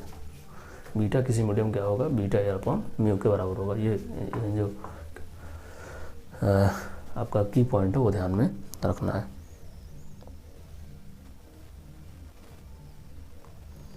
ठीक है, अगला असर्शन रीजन टाइप का क्वेश्चन है, बोला जा रहा है Young's double slit experiment perform कर रहे हैं हम लोग। In Young's double slit experiment interference pattern is not observed when the two coherent sources are infinitely close to each other, ठीक है। अब बोल रहे हैं कि जो दोनों सोर्सेस हैं S1 और S2, जो इंटरफेरेंस पैटर्न हम बना रहे हैं ना यहाँ पे, ठीक है, इंटरफेरेंस पैटर्न में एक S1 है, एक S2, बोल रहे हैं ये बहुत क्लोज हो जाएंगे, यानी जो D की वैल्यू बोल रहे हैं बहुत छोटी हो जाए, ठीक है। तो हमको इंटरफेरेंस पैटर्न ऑब्जर्व नहीं होगा, ठीक है, इंटरफेरेंस पैटर्न ऑब्जर्व नहीं होगा। देखिए कैसे ये बोल रहे हैं, पहले बीटा क्या होता है, अभी यहाँ लिखा था मैंने, बीटा होता है D लेमडा बाई D, ठीक है। तो बोल रहे हैं कि जो कोहेरेंट सोर्स हैं वो काफ़ी इन्फिनिटली क्लोज आ जाएँ, तो जब इन्फिनिटली क्लोज आ जाएंगे तो D की वैल्यू D टेंडिंग टू 0 हो जाएगा, जब D टेंडिंग टू 0 हो जाएगा तो बीटा क्या हो जाएगा, इन्फाइनाइट, बीटा क्या हो जाएगा, इन्फाइनाइट, हमको कोई पैटर्न ही देखने को नहीं मिलेगा, ठीक है। तो सही तो बोल रहे हैं ये पार्ट क्या है, जो असर्शन है वो करेक्ट है। What about reason, the fringe width is proportional to separation between the two sources, बोल रहे हैं जो फ्रिंज विड्थ है, ठीक है, वो दो सोर्सेस के सेपरेशन का डायरेक्टली प्रोपोर्शनल होता है। The fringe width is proportional to the separation between the two sources, गलत बात है, इन्वर्सली प्रोपोर्शनल होता है, डायरेक्टली प्रोपोर्शनल नहीं होता है। तो इसका आंसर क्या हो जाएगा, सी पार्ट, ठीक है। Reason assertion is correct but reason is false, ठीक है। नेक्स्ट 19 नंबर क्वेश्चन देखिए, 19 नंबर क्या बोला जा रहा है, in Young's double slit experiment the intensity on the screen is I naught at a point where path difference is lambda, ठीक है। बोल रहे हैं कि जो हमारा Young's double slit experiment perform कर रहे हैं तो स्क्रीन पे एक इंटेंसिटी मिल रहा है आई नॉट, और जो इंटेंसिटी आई नॉट मिल रहा है वो कब मिल रहा है, जब हमारा पाथ डिफरेंस लेमडा है, पाथ डिफरेंस क्या है, लेमडा, ठीक है। Where the path difference is lambda the intensity at the point where path difference is lambda by 4 is, ठीक है। तो बोल रहे हैं अगर पाथ डिफरेंस लेमडा है, पाथ डिफरेंस क्या है, लेमडा, तो इसके लिए जो इंटेंसिटी है वो आई नॉट है, इंटेंसिटी क्या है, आई नॉट। तो बोल रहे हैं कि जो हमारा पाथ डिफरेंस है वो अगर लेमडा बाई 4 हो जाए, क्या हो जाए, पाथ डिफरेंस लेमडा बाई 4 हो जाए, तब इंटेंसिटी कितना होगा, ये आपसे पूछा जा रहा है, ठीक है। तो अभी कैसे निकाला जाए, इसको कैसे सॉल्व किया जाए, देखिए हमारे पास एक फार्मूला होता है, क्या चीज़, I इक्वल्स टू क्या चीज़, 2I naught cos square delta phi by 2, ये फार्मूला है, ठीक। लेकिन यहाँ पे देखिए इस फार्मूले के अंदर हमको डेल्टा फाई नहीं पता, हमको तो डेल्टा एक्स पता है, हमको क्या पता है, डेल्टा एक्स, ठीक है। कैसे सॉल्व करेंगे मैं बता रहा हूँ आपको, फार्मूला तो इंटेंसिटी निकालना, तो इंटेंसिटी का हमारे पास ये फार्मूला था, या फिर इन जनरल फार्मूला यूज़ करते, इतना लेंदी क्यों करना, ठीक है, इतना लेंदी क्यों करना। तो जो है हम जो डायरेक्ट रिजल्ट है उसको यूज़ कर ले रहे हैं, I equals to I naught cos square delta phi by 2, ठीक है। अब यहाँ पे एक काम करिए, यहाँ से आप क्या निकाल सकते हैं, डेल्टा फाई निकाल सकते हैं, डेल्टा फाई, ठीक है। डेल्टा फाई रिलेशन क्या होता है, lambda upon 2 pi upon lambda into delta x, ठीक है। तो 2 पाई अपॉन लेमडा और डेल्टा एक्स की वैल्यू कितनी दी हुई है, डेल्टा एक्स की वैल्यू दी हुई है लेमडा, ठीक है। तो लेमडा से लेमडा क्या हो गया, कैंसिल आउट, यानी जो डेल्टा फाई है, डेल्टा फाई वो कितना आ गया, 2 पाई आ गया, क्या आ गया, 2 पाई। अब कॉस 2 पाई, कॉस 2 पाई, अब देखिए यहाँ पे जब डेल्टा फाई वैल्यू जैसे यहाँ पर रखेंगे तो क्या हो जाएगा, 2 पाई बाई 2, 2 पाई बाई 2 मतलब क्या हो गया आपका, ये हो गया 2i0 कॉस स्क्वायर, ठीक है, पाई, ठीक है। अब कॉस स्क्वायर पाई क्या होता है, अगर ग्राफ बनाइएगा आप तो ये वो ग्राफ बनता है कॉस का, यहाँ पे क्या होता है 0, यहाँ होता है पाई बाई 2 और यहाँ होता है आपका पाई, तो पाई कितना है -1 और उसका स्क्वायर कर देंगे तो आ जाएगा प्लस, यानी जो इंटेंसिटी कितनी आ जाएगी 2i0, जो इंटेंसिटी आ जाएगी कितनी आ जाएगी 2i0, यानी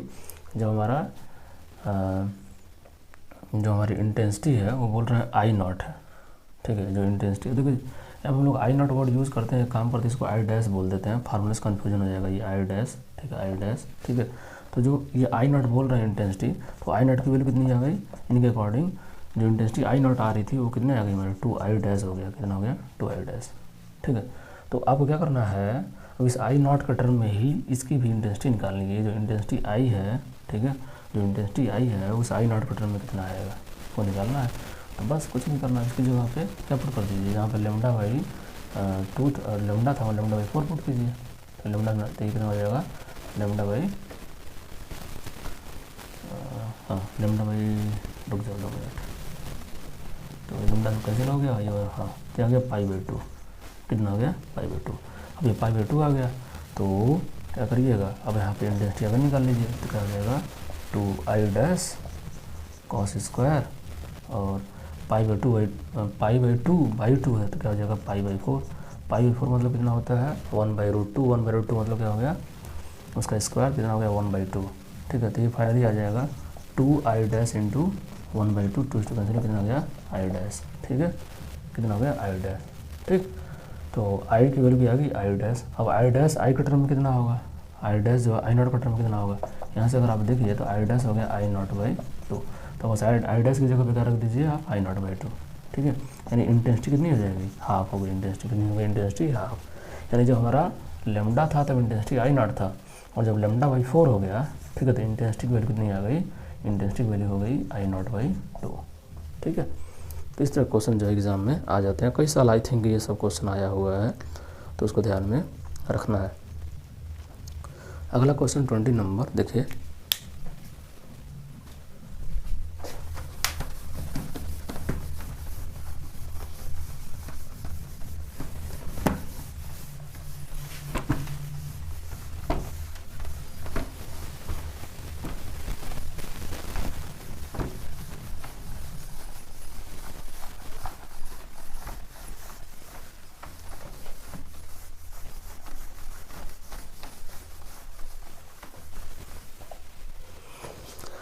तो 20 नंबर जो क्वेश्चन है इसमें नजर आई है, in Young's double slit experiment all fringe are equal width, सही बात है। The fringe width depends upon the wavelength of light use, distance of the screen from the and the slit distance D, ठीक है। तो इसमें क्या है कि Young's double slit experiment all fringes are of equal width, बात सही है, ऐसा तो सही है। The fringe width depends upon the wavelength of light used, distance of the screen, plane slit and slit separation D, ठीक है। नहीं जी ये तो ये भी सही है। The fringe width depend upon the wavelength of light lambda, यानी बीटा क्या होता है, बीटा होता है डी लेमडा बाई डी, है ना, तो डिपेंड तो करता है। तो देखा जाए जो फ्रिंज विड्थ का फार्मूला है, ठीक है, वो डी लेमडा बाई डी है, ठीक है। तो चूँकि इसमें कहीं भी क्या है एन का टर्म नहीं है, कुछ वेरिएबल चीज़ नहीं है, तो क्या है दोनों सही है, दोनों स्टेटमेंट सही है, दोनों एक दूसरे क्या करना सपोर्ट, ठीक है। तो इक्वल इसलिए है क्योंकि ये कुछ भी ना तो डी चेंज होता है, ना स्मॉल डी चेंज होता है, ना कैपिटल डी चेंज होता है, ना लेमडा चेंज होता है, ठीक है, इस वजह से क्या होगा सेम होगा, तो इसका ये पार्ट हो जाएगा।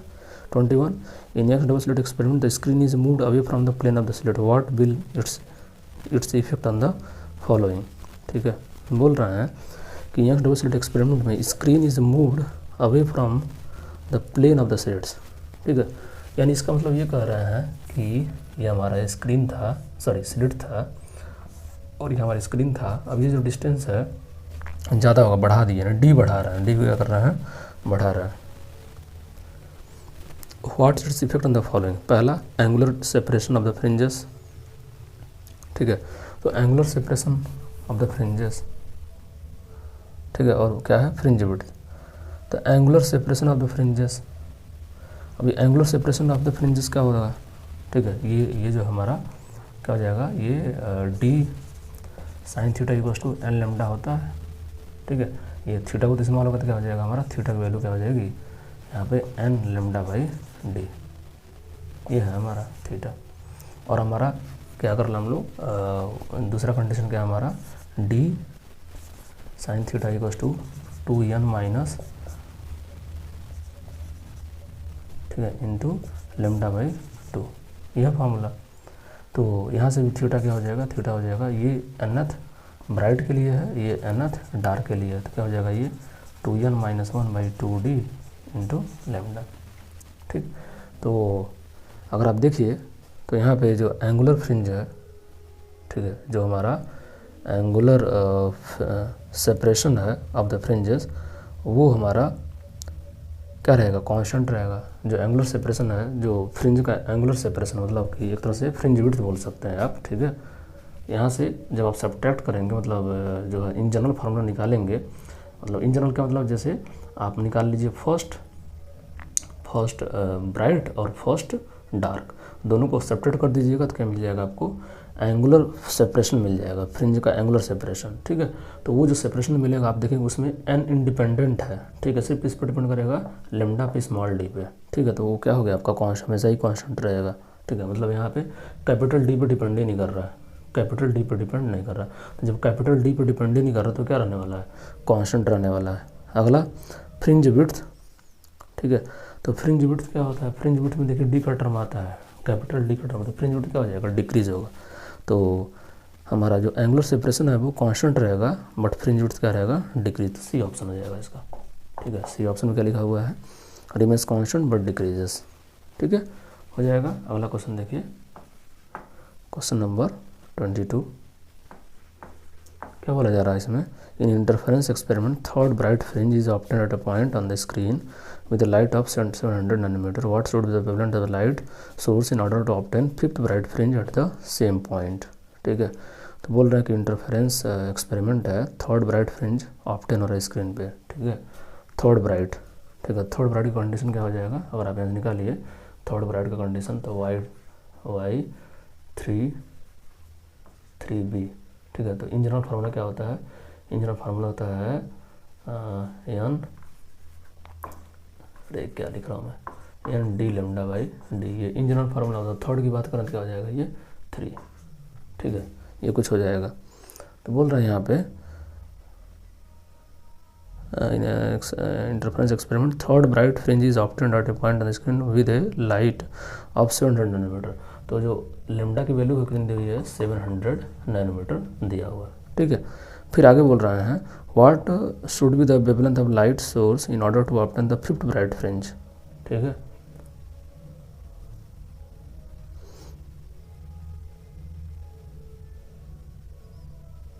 हाँ ये अच्छा, ये बोल रहे हैं कि फिफ्थ जो ब्राइट फ्रिंज है 5D, अब यहाँ पे लेमडा क्या होगा, जब दोनों इक्वल हो, यानी जहाँ पे थर्ड मिल रहा है वहीं पे फिफ्थ मिल रहा है, तो उस लेमडा की वैल्यू क्या होगी, तो उसको लेमडा डैश बोल दिया, दोनों को इक्वेट कर दीजिए, है ना। तो 3D into 700 upon D equals to 5D lambda dash upon D से डी गया, ये डी से ये डी गया, ठीक है। तो कितना हो गया, lambda dash equals to 3 into 700 divide by 5, है ना। तो कितना हो गया आपका 5 दूनी 10, सॉरी 5 1 जा 5, 2 0 5 को 20, है ना, 0, कितना हो जाएगा ये 420 नैनोमीटर। तो कितना आंसर आ जा रहा है इसका, ये पार्ट आ जाएगा इसका, ठीक है, 420 नैनोमीटर दिया हुआ है। नेक्स्ट 23 बोला जा रहा है वही जब भी कुछ देर पहले हम क्वेश्चन किए थे, Young double slit experiment, the fringe width is found to be beta if the entire apparatus is immersed in a liquid of refractive index mu, the new fringe width will be, ठीक है, तो क्या हो जाएगा beta by mu हो जाएगा। कुछ देर पहले आपको बताया कौन सा ऑप्शन हो गया इसका, सी ऑप्शन।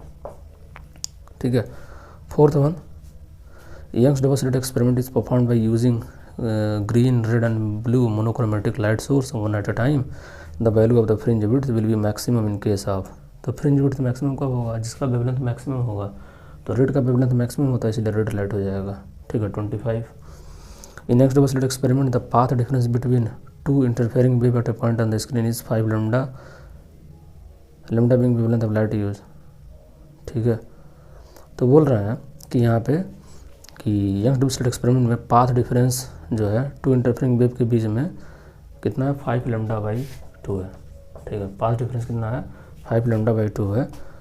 तो कौन सा डार्क फ्रिंज ऑब्टेन होगा, ठीक है, कौन सा डार्क फ्रिंज ऑब्टेन होगा। तो देखिए पाथ डिफरेंस हमारा 2n माइनस, ठीक है, ये होता है 2n minus 1 by 2 into lambda. अब इसके किसके इक्वल कर दीजिए, 5 लैम्डा बाई 2 के इक्वल कर दीजिए। 2 से 2 गया तो 5 लैम्डा इक्वल टू क्या हो गया, 2n माइनस, अच्छा लेमडा से लेमडा भी चला जाएगा तो 5 इक्वल टू क्या होगा, 2n माइनस 1 हो जाएगा 6 इक्वल टू 2n, तो n इक्वल टू क्या हो गया, थर्ड, यानी थर्ड डार्क आपको मिल जाएगा।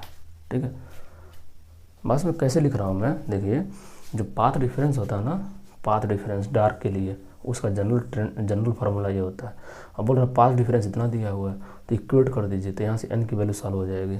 ठीक है, किस n के लिए ये वैल्यू आएगा हमारा, तो n इक्वल टू 3 का लाएगा, यानी कौन सा फ्रिंज हो जाएगा सही, तो कौन सा डार्क हो जाएगा, थर्ड डार्क हो जाएगा।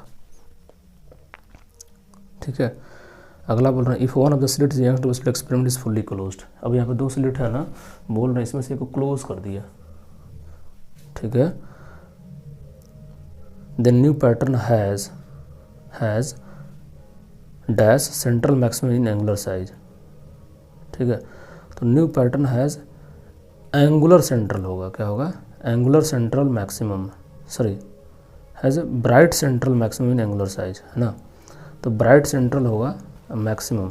ठीक है, यहाँ पे ठीक है, तो अगर एक को क्लोज कर देंगे तो जैसे वहाँ पे क्या बनता, पैटर्न बनना था सेंट्रल ब्राइट फिर डार्क एंड डार्क ब्राइट, यहाँ पे क्या मिलेगा, सेंट्रल ब्राइट मिलेगा, क्या मिलेगा, central bright central maximum in angular size. ठीक है, अगला question 27, right the condition on path difference under which constructive destructive interference occur in next double slit experiment.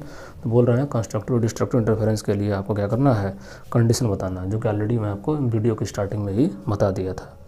ठीक है, अगला क्वेश्चन देखिए 2025 में आया है, इसको थोड़ा हम लोग सॉल्व कर लेते हैं, देख लीजिए कितना टफ क्वेश्चन है ये, है ना। तो बोला जा रहा है Young's double slit experiment, 2 light wave each of intensity I0 interfere at a point having path difference lambda by 8 on the screen, find the intensity at this point.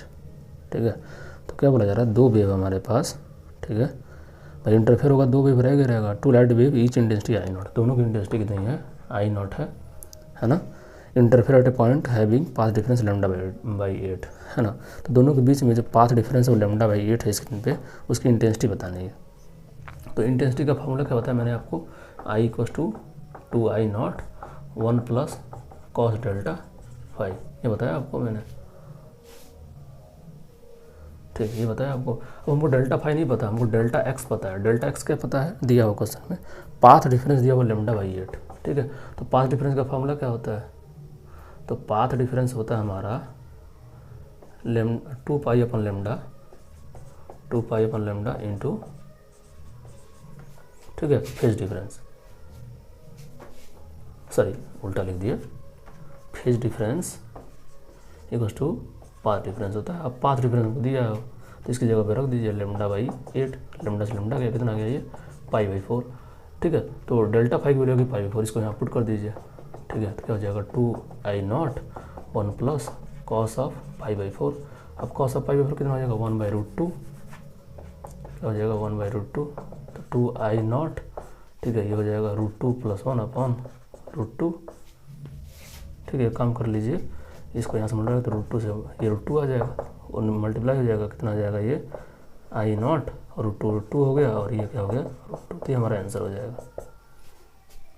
और आंसर एग्जैक्टली लिखना चाहते हैं लिख सकते हैं। इसकी वैल्यू होती है 1.414, इसमें 2 ऐड हो जाता है 3, क्या हो जाएगा 3.414 आई नॉट, ये हो जाएगी इंटेंसिटी। ठीक है, तो देखिए कितना आसान क्वेश्चन है, देख सकते हैं आप। ठीक है, अगला क्वेश्चन देखिए, ये भी 2025 में ही आया हुआ है, मतलब ये अलग अलग सेट में रहा होगा क्योंकि क्वेश्चन सिमिलर लग रहा है, तो किसी सेट में ये क्वेश्चन आ गया होगा, दूसरे सेट में दूसरा आ गया होगा।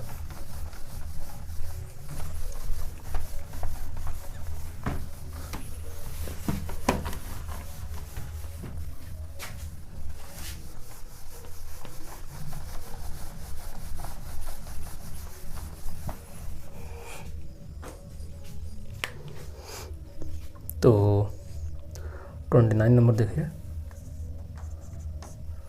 क्या बोला जा रहा है, find the intensity at a point the screen in Young double slit experiment at which interfering wave of intensity I not is having path difference λ/3 λ/2। ठीक है, तो उसी में क्वेश्चन करने की जरूरत नहीं है। पिछली बार पाथ डिफरेंस क्या दिया था, λ/8 दिया था, अभी पाथ डिफरेंस क्या दे दिया, 2 केस दे दिया है, एक में λ/3 एक में λ/2 है, दोनों केस में इंटेंसिटी निकालना है। ठीक है, तो वो आप कर लेंगे। ठीक है, अगला बोल रहा है कि 2 wave each of amplitude A frequency omega emanating from 2 coherent sources of light superposed at a point if the phase difference between 2 waves is 5, obtain an expression for resultant intensity at that point। ठीक है, तो आपको क्या करना है, resultant intensity का expression निकालना है।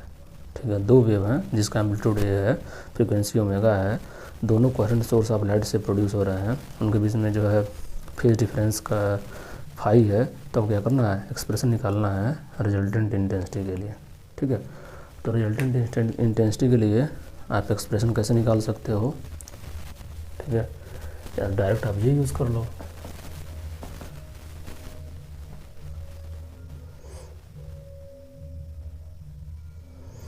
डायरेक्ट जो है यहाँ पे डेरिवेशन करना पड़ेगा आपको।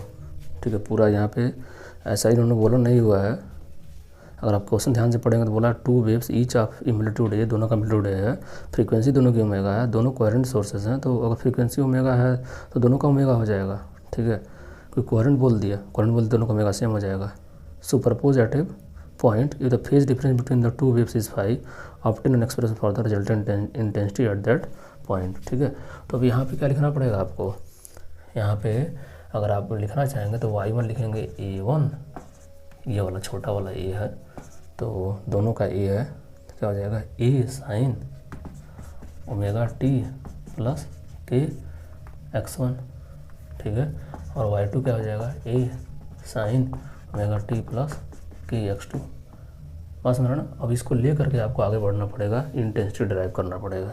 ठीक है, इसको ले करके आपको आगे क्या करना पड़ेगा, इंटेंसिटी आप एक बार कॉपी में देखिएगा। ठीक है, यहाँ पे करने से टाइम वेस्ट होगा, कोई फ़ायदा नहीं है, तो इसको करिएगा आप। ठीक है, नेक्स्ट देखिए 31 नंबर क्वेश्चन, सर ये 30 था, 29 हम लोग कर चुके थे, 30 भी हो गया, मतलब 30 आपको करना है। 31 बोला जा रहा है, what is the effect on the interference pattern in Young double slit experiment, the source slit is moved closer to the plane of the slits and the separation between the 2 slits is increased। एक बार पढ़ते हैं क्या बोल रहे हैं, what is the effect on the interference pattern in the young double slit experiment when the source slit is moved closer to the plane of the slits। the source slit is moved closer to the plane of the slits। हाँ जी, तो यहाँ पे है क्या, यहाँ पे एक कहानी ये है कि सोर्स स्लिट है, मतलब जहाँ से सोर्स प्रोड्यूस हो रहा है, और आपका क्या है प्लेन स्लिट है। प्लेन स्लिट मतलब ये जो बना रहे थे हम लोग ऐसे कुछ, ये वाली कहानी ये था। ठीक है, तो बोल रहे हैं कि इंटरफेरेंस पैटर्न पे क्या इम्पैक्ट आएगा अगर हम इस सोर्स एस को, ठीक है, इस सोर्स स्मॉल एस को, और यहाँ कैपिटल एस बताए थे आपको, अगर इसके पास लेके जाएंगे तो ये स्मॉल एस क्या होगा, डिक्रीज़ होगा, स्मॉल एस क्या होगा, डिक्रीज होगा। जितना भी पास लेके जाएंगे, इसको बोल रहे हैं प्लेन, मतलब क्या लिखा हुआ है, प्लेन ऑफ द स्लिट्स। ठीक है, तो ये प्लेन ऑफ द स्लिट्स है और ये हमारा सोर्स स्लिट है जहाँ से लाइट निकल रहा है। तो एक कंडीशन आपको बताए थे, S by small S by capital S, greater than lambda by D. जब आप इसको बहुत क्लोज लेके आ जाओगे ना, बहुत क्लोज लेके आ जाओगे, ठीक है, तो ये कंडीशन फेल हो जाएगा। तो उस केस में जो है बहुत छोटा हो जाएगा, ठीक है, तब ये बड़ा हो जाएगा। तो जब ये बड़ा हो जाएगा ये टर्म, तो फिर इंटरफेरेंस पैटर्न ऑब्जर्वेबल नहीं होगा, ठीक है।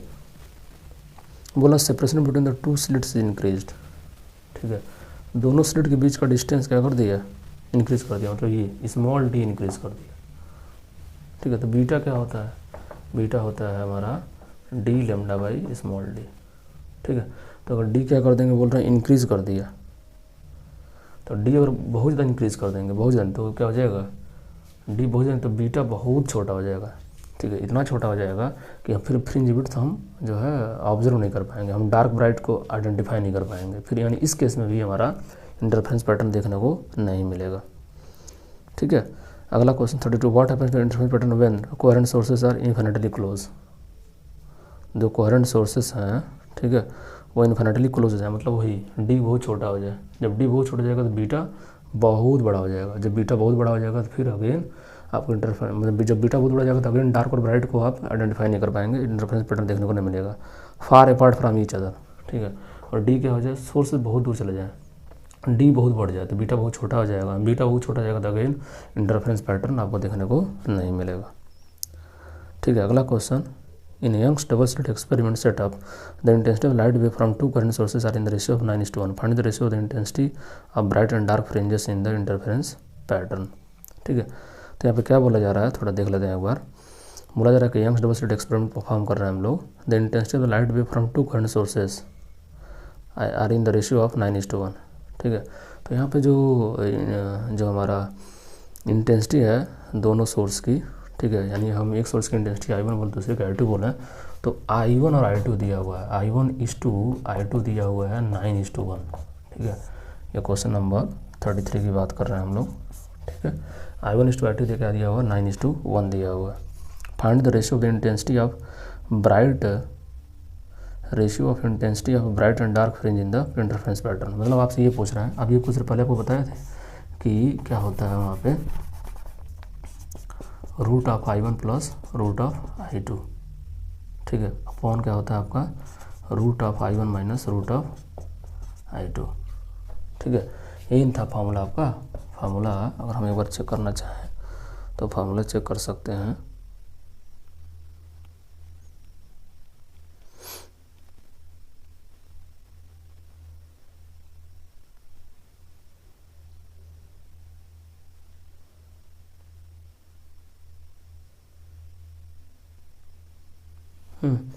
तो फार्मूला हमारा जो है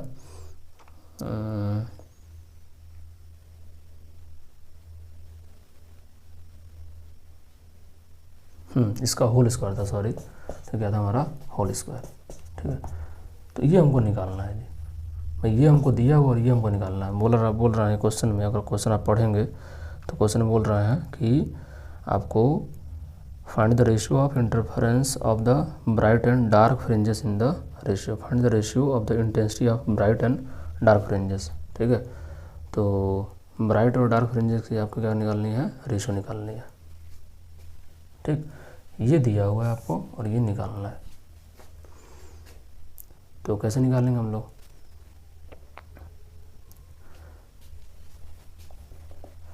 इसको निकालने के लिए क्या कर सकते हैं हम लोग, क्योंकि देखिए यही हमारी क्या है आई मैक्स है, यही आई मैक्स का फार्मूला ये होता है, ठीक है। आई मैक्स का यही फार्मूला होता है, ठीक है। और आई मीन का भी ये फार्मूला होता है, आई मैक्स और ये क्या है हमारा आई मीन, ठीक है। तो वही क्वेश्चन में बोल रखा है तो आई मैक्स और आई मीन का रेशियो निकालिए, ठीक है। तो ये इसका मतलब यहाँ से अगर आप देखा जाए तो I1/I2 हमको दिया हुआ है, I1/I2 हमको 9/1 दिया हुआ है ये, ठीक है। तो ऐसे क्या कर सकते हैं, देखिए ये हमको I max upon I mean निकालना है ना। तो इसको कर दें I1 और ये क्या हो जाएगा I2 और क्या हो जाएगा 2 times of root of I1 into I2, ये हो जाएगा अपॉन ये भी I1 plus I2 minus 2 time root of I1 into root of I2, ये आ रहा है। तो यहाँ ज़्यादा कुछ हमको बनता हुआ नज़र आ नहीं रहा है, ठीक है, क्योंकि हमको दिया ही है। तो यहाँ से क्या कर सकते हैं हम लोग,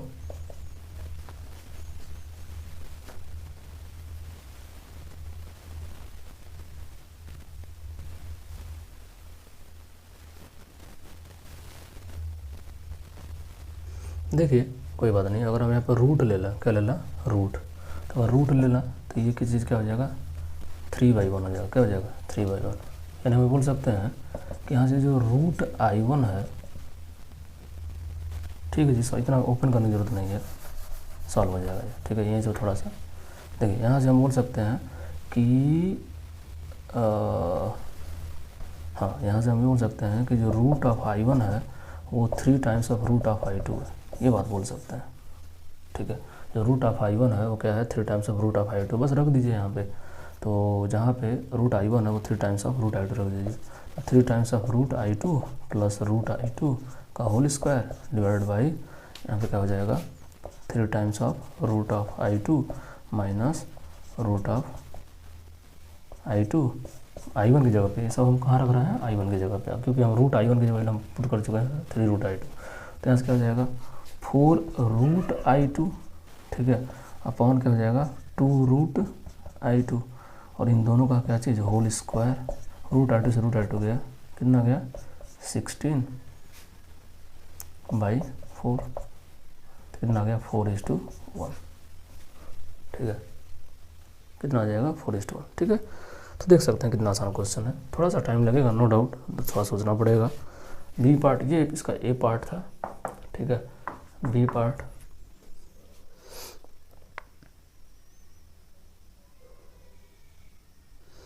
तो बी पार्ट तो आसान है, ये ऑप्टिक्स का क्वेश्चन है, शो करिएगा, ठीक है, ये मैं नहीं करने वाला।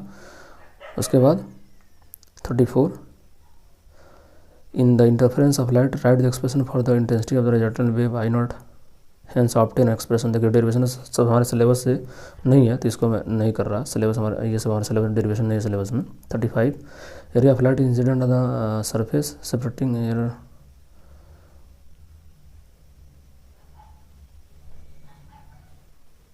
हाँ ये भी क्वेश्चन आप कर लेंगे, ठीक है। ये रिफ्रैक्टिव उसका ऑप्टिक्स का और वेव ऑप्टिक्स का मिला करके क्वेश्चन है, तो इसका ए पार्ट रे ऑप्टिक्स है, बी पार्ट वेव ऑप्टिक्स है, वो दोनों कर सकते हैं आप। उसके बाद 36 देखिए, what will be the colour of central bright fringe in Young's double slit experiment if the monochromatic source is replaced by source of white light. इसका पहले बता दिया आपको, अगर हम वाइट लाइट से रिप्लेस करेंगे तो हमको इंटरफेरेंस पैटर्न देखने को मिलेगा, सारे कलर ओवरलैप हो जाएंगे, ठीक है। In Young's double slit experiment, the slits are separated by 0.3 mm and the screen is placed 1.5 meter away from the slit. The distance between the central bright fringe and the sixth bright fringe is found to be 1.8 and find the wavelength light used in the experiment. तो यहाँ बहुत कुछ दे दिया है, slit are separated by, यानी यहाँ पे small D दे दिया आपको, स्मॉल डी दे दिया 0.3, ठीक है। स्क्रीन यानी कैपिटल डी दे दिया, कैपिटल दे दिया 1.5, ये mm में दिया हुआ, ध्यान दीजिएगा, तो सब कुछ मीटर में कन्वर्ट कर लीजिएगा। डी दिया हुआ किसी में आपका 1.5 मीटर दिया हुआ है, ठीक है। The distance of between the central bright fringe and sixth, यानी यहाँ पे दिया हुआ है y6b, ठीक है, तो y6b,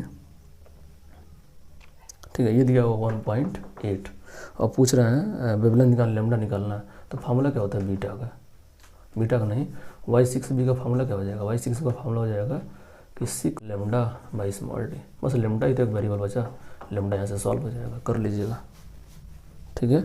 अगला क्वेश्चन देखिए 37 नंबर, तो 37 नंबर जो क्वेश्चन है क्या बोला जा रहा है, इसमें बोला जा रहा है इन ए यंग्स डबल स्लिट एक्सपेरिमेंट, ये यंग्स डबल स्लिट एक्सपेरिमेंट है, और वहाँ पे बोल रहे हैं कि यंग्स डबल डायग्राम दिया हुआ है कि S2 माइनस, ठीक है, S1 क्या दिया हुआ आपका, λ/4 दिया हुआ, क्या दिया हुआ, λ/4, ठीक है। Where S1 S2 are the two slits as shown in figure, find the path difference S2P minus S1P, ठीक है, ये आपको निकालना है, ठीक है, for constructive and destructive interference at P, ठीक है। तो डायग्राम देखिए, ये पहले मैं डायग्राम बना दूँ, उसके बाद मैं समझाता हूँ क्या बोला जा रहा है। ये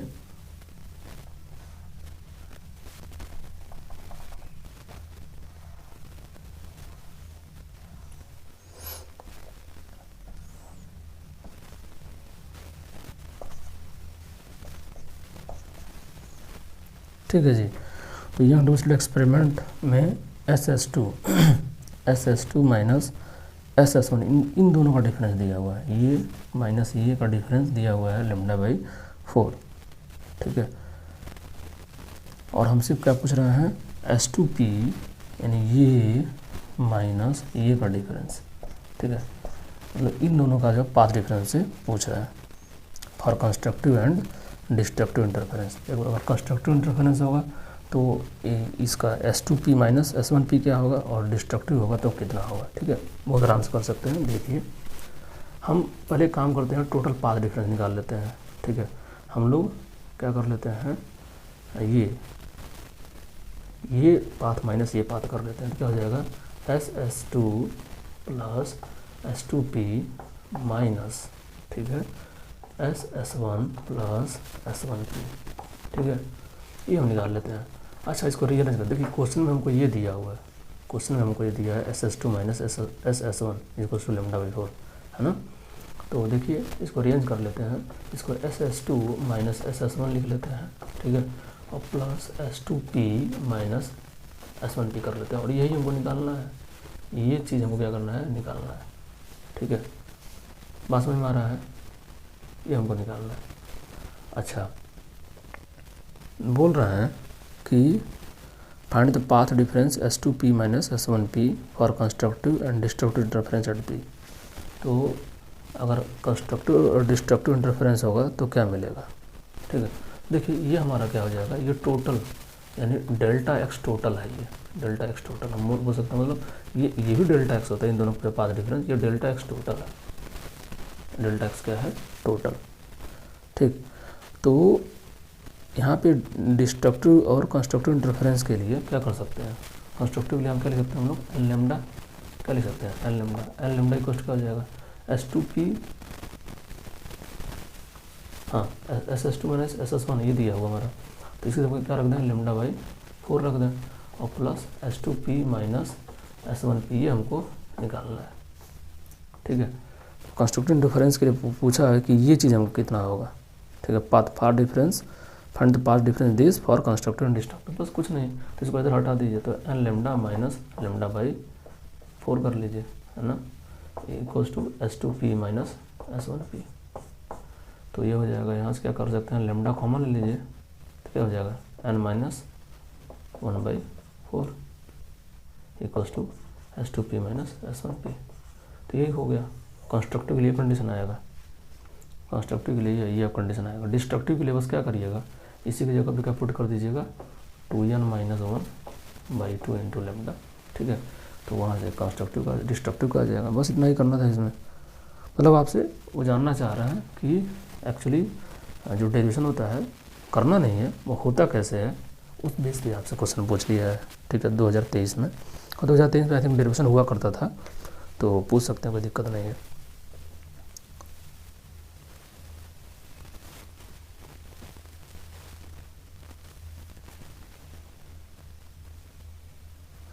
देखिए 38 नंबर क्वेश्चन आप करिएगा, है ना, ये इजी है, ठीक है। Next 39, briefly explain how bright dark fringe are found in the screen Young double slit experiment, hence derive the expression for the fringe, syllabus में नहीं है। If one of the two identical slit producing interference in Young double slit experiment is covered with glass so that light intensity passing through it is reduce 50%, find the ratio of the maximum intensity of the fringe in the interference pattern, ठीक है। देखिए यहाँ पर क्या हो रहा है, बोल रहा है कि हमारे दो आइडेंटिकल स्लिट्स होते हैं किसके, इंटरफेरेंस के अंदर, और एक जो हमारा इंटरफेरेंस पैटर्न है, मतलब एक जो स्लिट है उसको क्या कर दिया, ग्लास से ढक दिया, तो 50% लाइट क्या हो जा रहा है, हमारा नहीं पहुंच रहा है। तो उस केस में आपको मैक्सिमम और मिनिमम इंटेंसिटी का, find the ratio of maximum and minimum intensity of the fringe in the interference pattern. तो इंटरफेरेंस पैटर्न में आपको मैक्सिमम और मिनिमम, ठीक है, इसका क्या करना है, रेशियो निकालना है। तो कैसे निकालेंगे,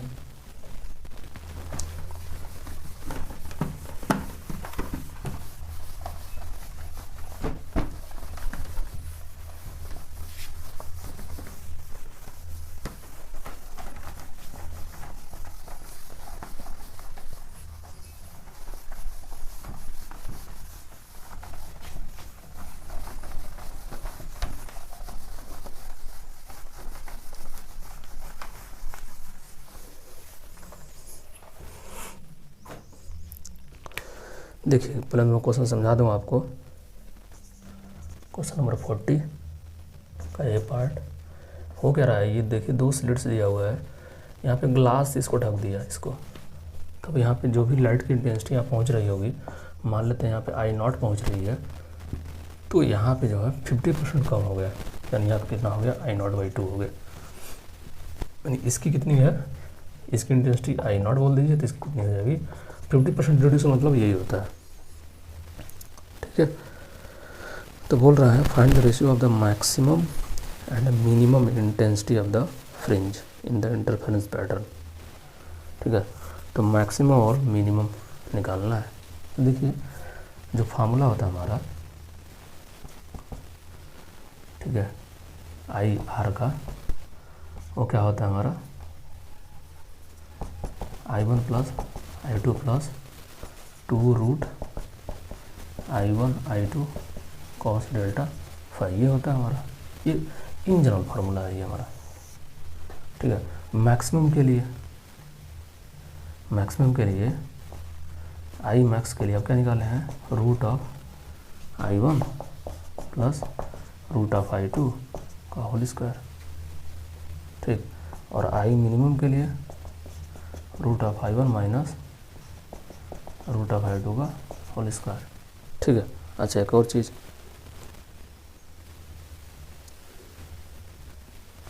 हमारे एक इन जनरल फार्मूला भी होता है जब दोनों बराबर होते हैं, जब दोनों क्या होते हैं बराबर।